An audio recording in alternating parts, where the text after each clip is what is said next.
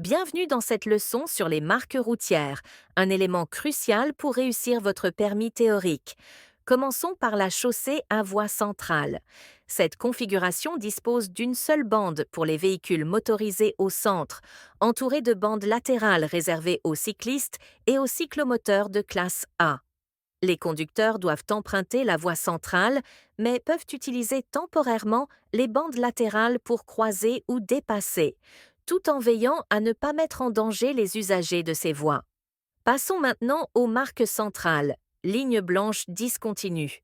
Avec de grands espaces, elle permet de dépasser si la voie opposée est libre. Variante avec de petits espaces, vous pouvez dépasser, mais attention, une ligne blanche continue va bientôt apparaître. Et si vous rencontrez une ligne blanche continue, sachez qu'il est strictement interdit de la franchir.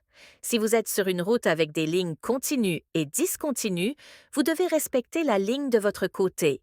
Si elle est continue, vous ne pouvez pas dépasser, même si celle de l'autre côté est discontinue.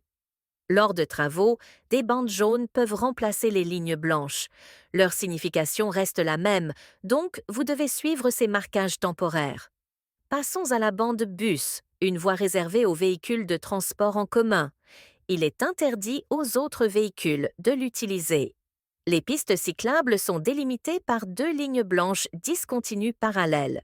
Il est interdit de circuler, s'arrêter ou stationner sur cette piste car elle ne fait pas partie de la chaussée. Les zones d'évitement sont marquées par des lignes hachurées au sol. Il est strictement interdit de rouler, s'arrêter ou stationner dans ces zones pour garantir la fluidité et la sécurité de la circulation.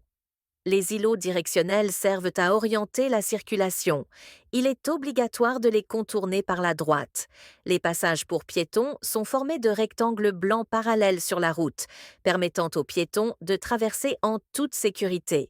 Enfin, la ligne blanche d'arrêt est perpendiculaire à la route et impose au conducteur de s'arrêter pour céder le passage.